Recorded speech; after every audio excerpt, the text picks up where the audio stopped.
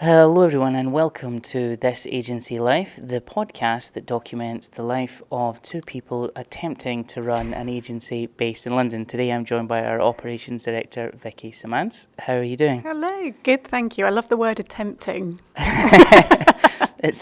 We're always in beta, right? It's that Google thing of like you're never actually there, so you're just constantly improving. Yeah, and that's good. Yeah, we are constantly improving. Yeah, I like Yeah, that so focus. maybe that's Yes, better. that's a. Yeah, God, you think with me being in marketing, my copywriting skills would be better?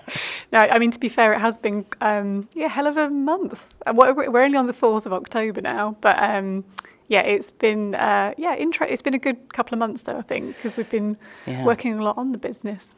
A lot on the business, yeah. We've been really looking at some of the kind of how everything is structured, job descriptions, career progression, because we're now getting to this place where we're no longer a kind of fledgling kind of startup business, and we're very much in scale-up mode. And the interesting thing is, every time you grow by maybe a factor of 3, everything breaks. So your HR breaks, your operations breaks, your finance breaks. And what you used to be able to do is no longer applicable to the company. So, yeah, we've been doing a lot, and I'm excited to get into what we've been doing in a bit more depth. Yeah, and I think on that point, I think that's where we've been focusing on how we structure the business, getting the right people in, and I think also making it scalable, which is a key thing. And I think we'll talk a bit more through it, but I think that's the thing that it's been a key point, because we've had to be really focused on actually what is it we want to achieve, what's the big picture, what's the 10-year plan, and then take it back from there, because I think that's the thing you need to be keeping in your mind where you want to get to. But it's that transition period in between. And again, that's where scalable comes in, because it's like, how do you get from where we are at the moment to where we want to be? And that's not linear. And also there's things that we can't control. Oh yeah, lots of things we can't control. For anyone listening, that the pound's bounced back, which is nice. So we've got a lot of people, a lot of suppliers, a lot of people we work with in non-sterling pound economies. So that's made that interesting for us. But yeah, when you said 10-year plan, like my original 10-year plan was just to not have a heart attack running this company. So far, so good, nailing it. But we can get into that. So yeah, we've done I always thought when people put together like business plans and things like that, I always thought it was very I thought it was procrastinating on the actual work. Because I remember speaking to people who are starting companies and they're like, oh yeah, I've got a business card. Like, cool. Do you have anything else? Clients maybe? Any paying customers? They're like, no. I'm like, dickheads, right? So why have you started with a nice bit and not done the hard work? And it's the same with business planning. Because I remember back in the day going to Scottish Enterprise to ask for funding for whatever little business I was cooking up. And I'm like, do you have a business plan? And I've always hated it. However, the clarity that we've got, I wouldn't call it a business plan as such. I would call it more, it's our vision and how to get traction on our vision. Exactly that. I think it's getting the focus right and having that in mind at all times, and then taking it back from there. And I think that's where I'd like you to talk about it, actually. Just start about, you just said about business plans, strategies. Yep. Wasn't sure if that was a thing. So yeah, what's changed over the last few months? What kick-started it? Well, I think the thing that really kick-started this was when it comes to doing implementation, so you get your operating procedures right and you hire people in and then they do the work and great. But I'll be honest with you, I feel like I've kind of started and failed at an agency maybe 3 times already. Once was when I bought into an agency, we'll name nameless, and then I fell out with the other business owner. The second time was, I've done it twice, and the second time was running Taipei, but then COVID hit and everything kind of really got put on stall for a bit. So this is the kind of third attempt at really going for it, and with that, you learn so much, and the third time you attempt to do something, you're very good at knowing where all the bear traps are. And so the reason why we've done so much of this internal work is because the organizational structure and the discipline internally needs to match the discipline externally. And what I mean by that is we've got great operating procedures and the delivery work, which is, you can see it in our net promoter scores from our clients. The clients are incredibly happy with the work we deliver. However, we'll go up to a particular revenue number and stay there and go back down a little bit, and then go back up, and it's like a significant revenue number for us, and then go back down. And we're really struggling to break past it. So we stayed at the same size now for maybe about 18 months, which is unusual for us because typically pre-COVID, we were doubling year over year. So something is going on there. And I've realised that the size that we keep going up to then falling back down from is the exact size that I personally can manage on my own without the wheels coming off. Yeah, interesting, yeah. So it's a case of building good leadership teams and good internal process, which is something that we've had good internal process, but it's not been proceduralized to the same way as our delivery work. Yeah, I'd agree with that. Yeah. And I think the key thing as well, so you're talking about like you've got to a size where you can basically manage it, and I think that's a key thing as well. It's having the right people doing the right jobs, having a leadership team in place. Because I think that's a normal thing as well with an agency. You know, you've started it yourself, you built it over the last 5 years. That in itself is great, you know, especially through a pandemic that no one could see that coming, really. So, yeah, I think it's trying to work out what is it that it's trying to make sure you're getting yourself into the right role as well, and you've got the right people around you, and structurally how that's going to work. And I think that's what's held us back from being able to grow. Yeah, it's always the founder or the leadership that holds things back. And interestingly, psychologically, I think there's like the first attempt of doing it, you're just psychologically trying to let go of the branch effectively and then pass that over to people in your team. That's part one. Part two is also the psychological attachment financially. Yeah. So we're a bootstrapped business, and it literally started from my personal savings back in the day. And what I think a lot of founders make a big mistake on is they look at the company funds as their funds, and because of that, their risk tolerance is extremely low and they're very conservative, and that puts you in this kind of fear-based planning mode where you're not thinking about growth and going on the offense, you're thinking about defending nest egg.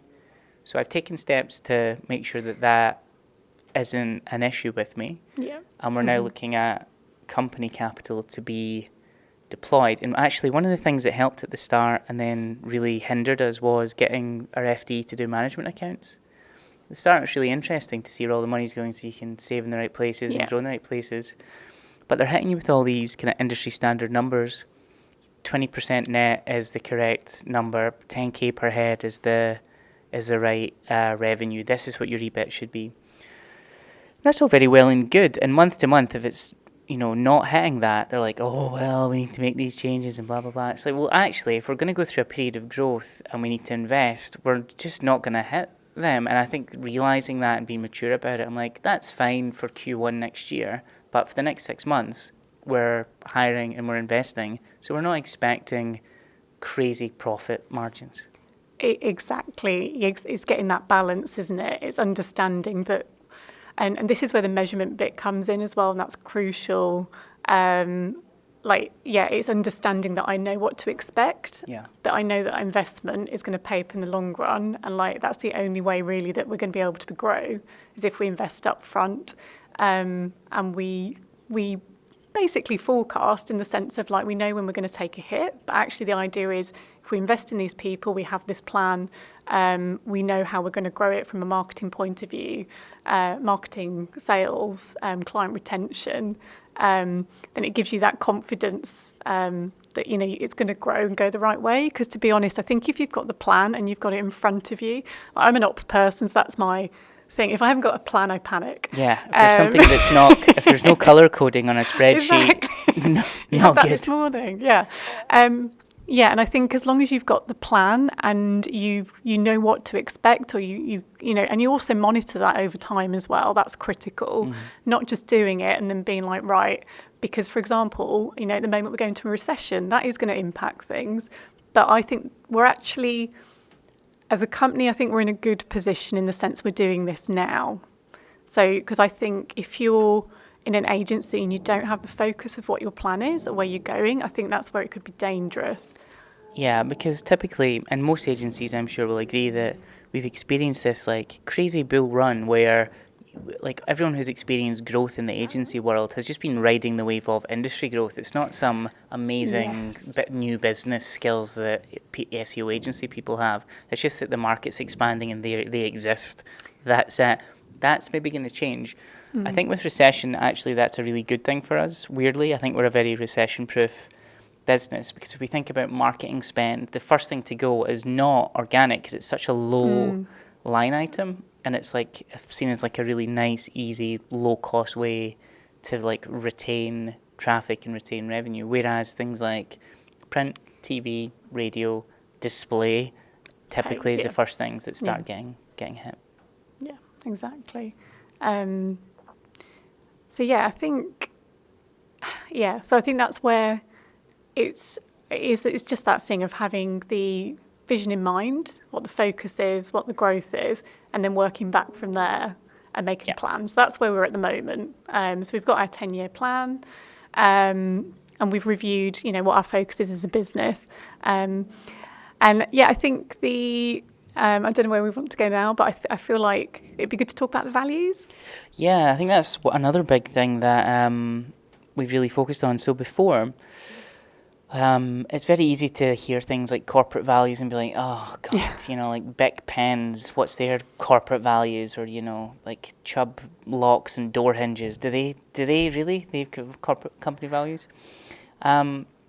And we kind of set some early doors, but it was actually just based on some of the things that I liked and thought we should do. They weren't actually anything remotely to do with the team or the people in it. It was things like we believe in less but better, which was all about cutting out the fluff and doing good work. But actually, that's not really a value as such. What was that based on then, do you think? Well, that was stolen from Dieter Rams. Dieter Rams is a famous industrial designer. But it's actually German, weniger aber besser, and it translates to less but better, which is fine for design if you're working, you know, building Apple Macs, but if you're running agencies, it doesn't work. So when it came to values, we actually consulted the team on it. We have a thing called Bonusly, which is like internal, like people give each other like bonuses and rewards for doing good jobs and things like that. And there's a lot of like hashtags that they use, and we've done a keyword analysis because we're SEO people, and we've seen a lot of really interesting things come out that were themed along the lines of being invested, having balance, being upfront, growing together. There's one more, and I forgot it. Cool shit. Do cool shit. Do cool shit. Exactly, and doing cool shit. And that's what we do. And we just did our monthly meeting yesterday. And we pulled out all of the things that people have been saying. Again, keyword analysis on the bonus stuff that everyone's giving each other. And guess what? Everyone is doing that very consistently, which is lovely to see. Yeah, and I think that's the thing. It's both sides. You had the, my background's market research, so I love that. But yeah, you've got the research as the input, but then that's sort of confirmation because... And I think that's the other thing with the values as well for business is being true to yourself, being actually what is it we're about? Because I think I don't want to say it doesn't matter. Like I think most companies want to be good people, like rather than be like, let's take everyone's money.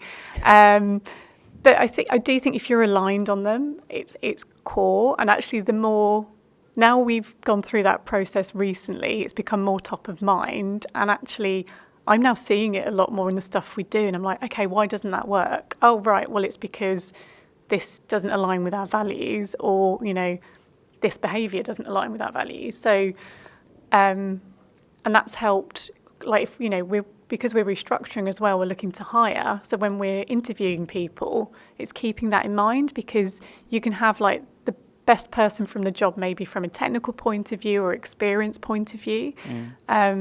But if they haven't got the right values that's going to support the business in the long run, it's not going to work. And I think actually it makes things easier, not harder. I think it makes it way easier. I think transitions are always challenging because there's a little bit of initial upfront pain in the change. But outside of that, it makes a huge difference. When it comes to picking people based on values, we kind of already did that. We look, if you think of like a matrix between competency on one axis and likability on the other, you want to hire high and to the right. You want very likable, very competent. Unless you're hiring freelancers, when you just want very competent and not likable because they're hired guns, they just come in. No one particularly likes them, but they get on with the job. It's not true. So, but now when we're hiring, we can actually use these values to score candidates on top of we look at, do they want it, do they get it, do they have the capacity to do it as well. So that's been very interesting, and also it then spills over into one-to-ones, and we can use that questioning to make sure that people are doing okay internally, so like they feel like they're progressing in their jobs, like so things like balance is in there. So there's 2 questions that are one-to-one about, are you taking care of yourself, and is workload balanced, and does it feel right moving forward? Upfront as well, so if there's anything that feels like we're not talking about any elephants in the room, we can talk about them. Yeah, so I think overall, I used to think it was a big warm and fuzzy, fluff experiment, but actually it's incredibly important because it helps you make all your decisions, and also our decision making now is incredibly fast. Does it hit the values? No, move on. It's measurable. Right. Yeah. That's the crux. Yeah. What about things like rocks? So that's another thing. So as part of the 10-year plan, we split it into a 1, a 3, a 5, and a 10. And so it's like a 1 year, it's a 1 year plan, a 3-year picture, and a 5-year view. So the idea is like it gets more zoomed out. And so if you imagine the 1 year plan is written with a fine biro, the 3 years written with crayons, and the 5 years written with like a massive paintbrush, for example, because we need less granularity. So in year 1, we've broken it into quarters, and there's like, for those listening, there's a kind of fable of, if you imagine trying to fill a vase with rocks, pebbles, and sand, if you start with the sand, then add the pebbles, then add the rocks, you won't be able to fill the vase. However, if you start with the rocks, then add the pebbles, then add the sand, you'll be able to fill the vase. So the idea is like start with the rocks, the big things, the big problems in the business, and we split them down quarterly based on what we need to do like right now, which has been great. One of the things that would be interesting to talk about is how we decided on structure and how hilariously we ended up with the most a structure that's been there since the dawn of time, but we still were in a room for like 8 hours working it out. Yeah, and I think that in itself is a great process because you know what the typical structure is, but it was good to go through it and be like, well, actually, if this is our target we want to achieve, how do we, what structure do we need? Because I think the thing that I think the conversation started definitely is where we were talking about day-to-day as a business in terms of what people are focusing on. And I think at the moment, one of the key things that we found is actually people are having to focus on doing the account management side of it, so in terms of managing the clients, but then also, and with that comes things like strategy and reporting, but then also having to do the deliverables.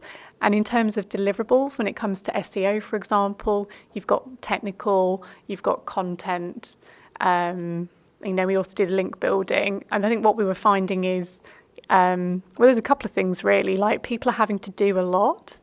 And I think, firstly, that's not lending itself to where people want to focus and what they're necessarily good at. So I think that's where we can get more out of people if we let them focus more. And I think also from a client point of view, there's been, depending on the client, there might be more than one point of contact. Not as necessarily confusing, but I think it's more helpful if you've got one person to actually help, who understands it, help pull it together, make sure everything's working together to get the optimal impact. Yeah, because account managers set strategy and therefore know how to deliver on strategy. And your point to having multiple people on an account, you would literally have, if it's a PR and SEO account, which a lot of them are, you'd have the SEO technical, you'd have the content person, you'd have a PR person. Then every month there's a campaign. They'd sometimes see creative, like all sorts of stuff. So having like a PM and an account manager as point of contact, perfect. And also talking about that, one of the things we realised was the difference between a maker calendar and a manager calendar. So a maker calendar is someone who does like technical deliverables, like technical audits, where you need long chunks of time uninterrupted to do that work. Because one of the things we noticed was utilisation was actually not 100%, but people were stressed out their minds. And you're like, why is this? Like we were sitting at like a 70% utilised, but people are like, oh, we've got too much on. And the reason was because you're asking someone to mix being a manager, which requires little hour blocks, half-hour blocks. Oh, can you do this call? Can you do this thing? And the specialist, oh, can you set for long periods of and think?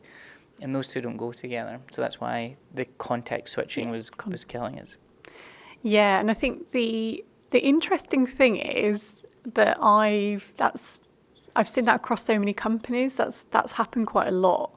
They'll keep, for example, and this is something else, they'll keep the sales separate. So this is another thing, that we were talking about in terms of structure, but they'll keep the salespeople separate, but very much client management and delivery sits with the same person. So on first point, you might think, well, that makes sense because they're the person that does the work, they know what they're doing, and so they're the best person to talk to the client. But actually in practice, that's not always the case, and actually most of the time it isn't. For exactly what you said in terms of you're having to context switch between the two, which is really difficult. But also trying to find people who want to do both of those things and they enjoy it is a lot harder.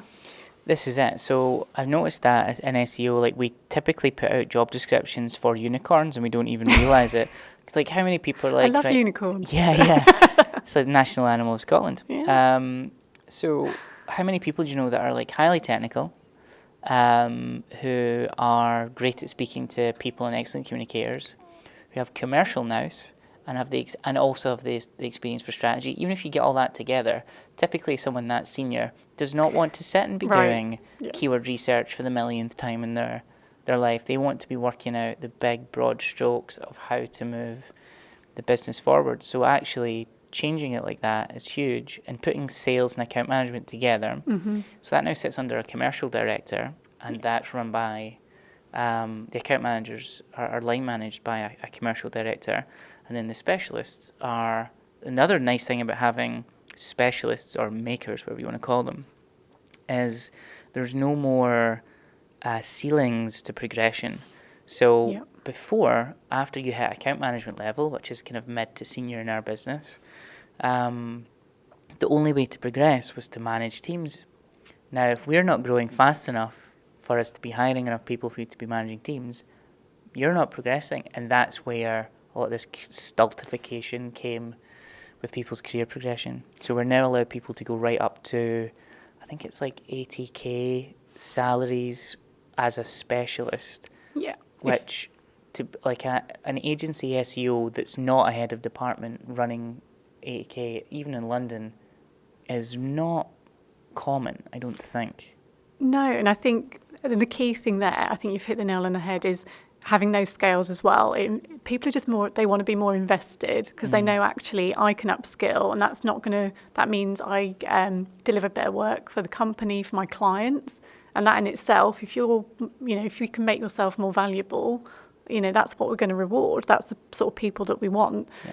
And I think with the previous structure, we've been held back by that. But the more that people they want to develop, there's not that issue now with the ceiling. It's like, if you can do that, we have a training budget as well. So again, the incentive's there to do it. So as much as they want to progress, we can support that because it means better output basically for the company and the clients. And that's one of the big rocks actually for this quarter, is having all of our training programs uploaded to our learning management system with like full onboarding tutorials and things. So that's quite a big one to move. So I think that's going to be totally crucial, because as part of the hiring specialists, we're now attempting to slightly overhire, which is something any agency owners out there, they're like, no, you're not overhiring, come on, because we're running to such tight margins. Being underutilised will literally damage your company. But we are. And the reason for that is when we're doing these kind of quarterly reviews of our own internal finances, I think that's too myopic and it's too shallow a view to understand what's going on. When I look at hiring and I look at people or any new business stuff, if we've not hired aggressively enough or in line with what we thought the forecast was going to be, we end up having to hire freelancers. So at the moment, our freelancer budget is 25% of our salaries, which... It's crazy. Right, for any agency people out there, you're like, that is madness. And there's your margin. Talk about the FT going mad because we're, ripping the profit to pieces for growth. It's because of that. So I love there's a phrase that I really enjoy that says you don't get to choose when you experience pain, but you do get to choose when you experience it. So we're now choosing, let's experience it up front, spend the cash, get the people in, and then build a good solid foundation for growth instead of win a little business, hire a little more, win a little business, hire a little more. It's the absolute wrong way to do it. Which also doesn't work. So. It doesn't work. It really doesn't work. And it is, am I allowed to swear? Yeah, of course. It's fucking scary. It is scary. It is. This is, unlike yourself, like it's not my first rodeo, and like it's really scary because it feels. How do I describe it? It's not. I know it's not a gamble because it's calculated. There's a rationale behind it. It's the only way we can grow. We need to do it. We need to invest. But it is scary, and I think that's where it comes back to.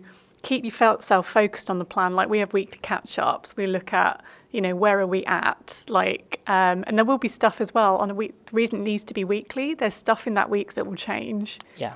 We'll have a plan. That's not necessarily the same the next week. Well, everyone's got a plan until they get punched in the face, as Mike Tyson once said. Exactly. Yeah. The scary thing is bang on. But so one of the things I've been trying to square away with myself is I feel like over the last couple of months, I've really got back into like pre-2009 work output.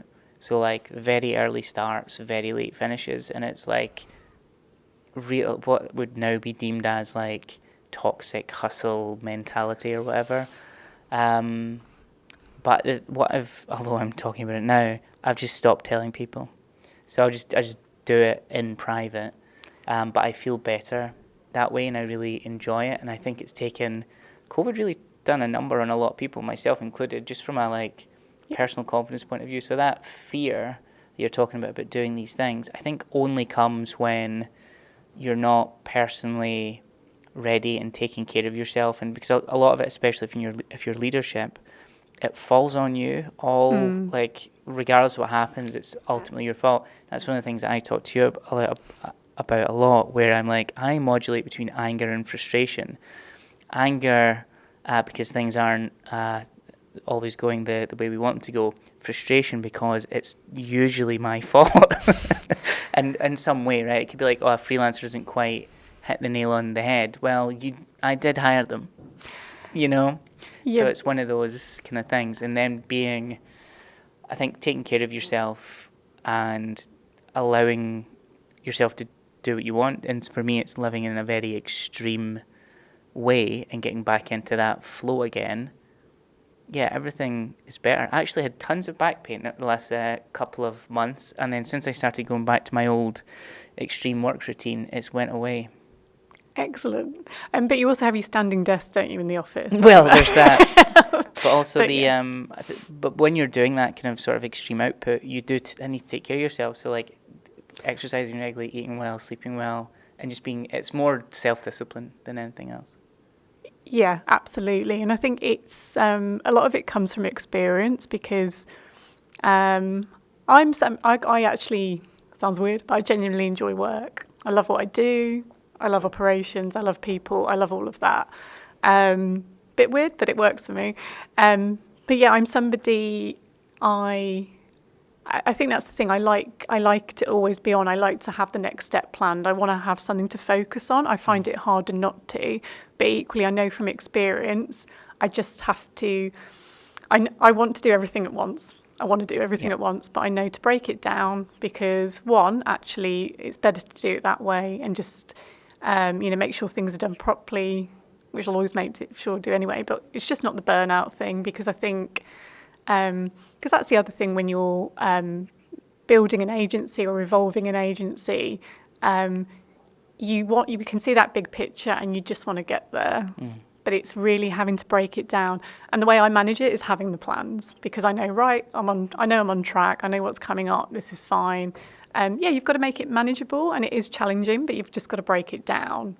I say it's not easy, but you have to break it down and just take it bit by bit. It's your rocks. Yeah, absolutely. Exactly. Yeah. And actually the fear thing, my fear that I originally had, you have alleviated for me. So maybe you've just taken it on. So thank you.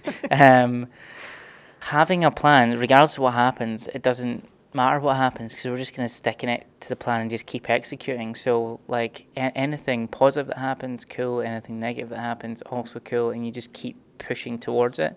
And I think when you're in the day-to-day, it's very easy to get stuck in what's right in front of your face and get like frustrated with things or like want to like problem solve constantly when actually what you need to do is just take the step back and look at what the plan is for the year, not what the plan is for this week. Yes. And that's how I manage it. Because then I think the other thing as well, that's where you do the long days. But I'm like, you'll do it. And then actually you don't mind too much because, actually this is it's focused, it's planned. It will pay off at some point. So, and I'd rather have the pain up front. That's fine. Same, pull that plaster off. Yeah. Talking about fear and pain and all that sort of stuff, not that that's a terrible segue, you're doing your first speaking gig tonight. Yes, I am. At Search London, so really excited. What are you going to be talking about? I'm going to be talking about client and stakeholder satisfaction, so why it's important to measure it, and two ways in which you should do it that they complement each other and help. Is there any Rolling Stones lyrics in there? No. There could be. There still might be. There is time. Get this room no wine. There will be Rolling Stones lyrics. Yeah, so what in particular are you going over? A lot of stuff around some of the MPS stuff you've implemented with Type A. Yeah. So talking about leading and lagging measures. So in Type A, we love our scorecards, but we need to make sure we're not just focusing on lagging measures. So when I talk about lagging, things like client survey. So we do an NPS survey with our clients. That's really valuable feedback. That's direct from them. The thing with that is it is quarterly. It's a lagging measure, so it's after the fact. So what we have to do as well is also use leading measures. So making sure on a regular basis, we're basically monitoring our performance. We're monitoring what our clients' behaviours are. So it means that we've got regular check-ins so we can see how we're performing at any point in time. So it's having that mixture of measures within the business on monthly basis, quarterly basis, but they all complement each other. So there shouldn't be any surprises. And it means that if there are any issues, we can deal with them sooner rather than wait for the client to feedback. And we've already seen the positive loop that's created internally, and asking like very open and leading questions on things like monthly client temperature. What do we call it now? I think we changed client the name. mood tracker. Client mood tracker. Yeah. Actually insanely helpful because when you look at it on aggregate, you start to see themes. Yes, and I think that's the key thing. So it's, yes, we need to look at it by client level. And again, the reason we're doing this is because it is scalable. Because we need a way of knowing that, we've got an overview of what's happening with the clients, everything's being tracked, everything's being logged, but also looking at overall as a business, what is the trend? Like, are we seeing over time that actually there's, less issues amongst clients, which we should do because we should be actioning change. But, are there less issues? Looking at different types of sections of the business, but also those types of issues over time, how are they changing? And I say issues, it's more like they're more things that we need to be aware of. So, for example, if we know a client's having trouble getting time with their developer to implement changes, it's just being aware of those things, like what things are we coming up against? Are there any trends? You know, we can look at it at a client level overall, but just making sure that we're taking action based on that feedback. So something we've seen recently, for example, is that with our digital PR campaigns, bit harder to, you know, we obviously had the Queen passing away, which fuck's sake, Liz, that really made outreach hard that day. But it was interesting to see actually doing the survey that actually this is a, you know, I could hear it when we were having the daily stand-ups, but actually seeing actually this is an issue that we're seeing over a longer period of time. Yeah. So actually that's great for us in the sense of, right, let's, you know, we need to review the process, we need to take it back. Let's see what's happening. So Alicia, who's our, she's a part of our content team, like she's looking at that now, which is fantastic. So we're going to have a meeting probably next week to run through it. So rather than waiting for clients to come back to us, it's proactively monitoring what we're doing, being like, right, this isn't performing as well as it should be or as it would be. What's changed? What needs to change? Yeah, and one of the themes I thought was really interesting was the client's ability to implement is one of the things that comes up pretty consistently. And interestingly, like you run into that, although we do a lot of onboarding and a lot of like stakeholder interviews and all sorts, and it's so hard to nail people down if you're not, you know, if their boss isn't hiring you, you know. But that has come up quite a lot, so that theme is fascinating to me. And also themes like reporting, depending on the type of client and their ability to understand and disseminate reports is really fascinating to me. So we've produced this new kind of forecast type tracker that looks at the work that's been implemented and the work that's not, and then it's broken down by major levers, like is it technical, is it content, is it link based, is it whatever, and how much of it's been implemented versus not, against forecast, which has actually really helped to spark a conversation of, hey, if you look at this, our deliverables are 90% complete, they're 20% implemented, and we're only 40% of the way to the target. What do you think the problem is? Yeah. And they're like, oh yeah, it's because we've not implemented it right. What can we do to help you? And a lot of clients are knocking down barriers internally for us so we can help them. Because a lot of them, it's just like they're not technical and they need to speak to a dev, which is scary.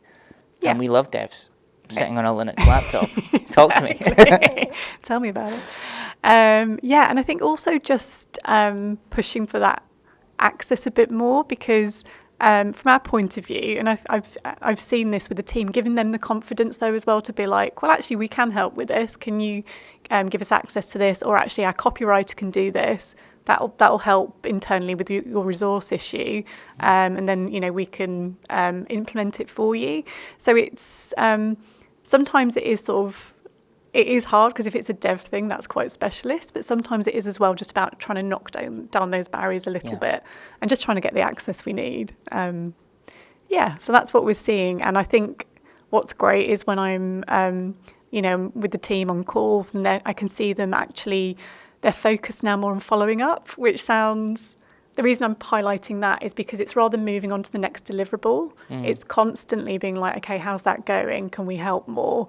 And again, because and with the score, the targets which you referred to, it's just keeping it top of mind. Every month we can see it. And it just brings back that conversation rather than being like, right, we've done that, move on to the next thing. Yeah, and the nice thing about it is if they actually implement something, which they do very often, let's say they implement a bunch of technical changes and then the next month's reporting all of the traffic changes and you're like, see, you implemented 20% more of the technical and then we're now 10% of the way closer to our forecast, our target. So and happy days. And that really helps them be like, oh, this is a thing. Yeah, and it sounds silly, but I think just having that, once it's happened once, that's what you need. And everyone gets really excited and it's great because it's like, oh, look, it does work. And we know it does, but it's just giving the client, look, actually what happens when once you've got the momentum, it'll keep growing. Yeah, for non-technical clients or clients who are like marketing managers who know they need to do organic and they end up hiring us, SEO can feel quite nebulous and quite hard to pinpoint. We did a thing and then it increased, and I think that's why there's always that. They kind of in their heart of hearts know that it works, but if they're like point to something you've done and then an outcome, because if they spend money on ads, they can very quickly point to an outcome. We spent this, we got this traffic, whatever. So the reporting is helping a lot. So I think next for this month, what's the big plans that you've got? What would you like to see happen in the month of October? Oh, interesting. So we're very much focused on from a right people, right seats. So aggressively hiring at the moment. So from my point of view, aggressively in a nice way. I think it's exciting. We're hiring at gunpoint. We're being very aggressive. But again, it's exciting because from my point of view, it's just trying to plan it out. So in terms of when these people are going to come on, and there's a lot of pieces to fit together. It's like, you remember the Krypton factor? I used to love that with the... Oh, gosh. Is that before your time? I mean, we're not that much of a... We're not that... What are you, You're only a couple of years older than me, aren't you? But no, I don't remember the Krypton factor. Was that before... I mean, was that black and white or what? Okay, moving on. Tetris. It's like trying to fit all the pieces together. Ah, there you go. I mean, it's still very 80s reference, but we'll go with it. I'm just going to stop now. We made that thing actually on a call yesterday because we instituted something called the People's Champ, which is like like people giving each other an award to one person that's done incredibly well. And I put a picture of The Rock on there from WWE, and I was like, does everyone know? Because before he's an actor, wrestling, People's Champ, and only the other millennial men in the organisation, which there's not a lot of them, were like, yeah, we get it. And then everyone else was like... Even I was like, what? Yeah, right. It's either too young or too old. Wrong audience. It's fine. But yeah, so it's trying to work out. So obviously we're bringing people on, trying to piece that together. How's that actually going to work? And again, lining that with where we want to be in the long run, but also thinking ahead from there, next steps. So we've got, a lot of account managers coming on board, which is fantastic. So then it's getting the specialists. So it's trying to...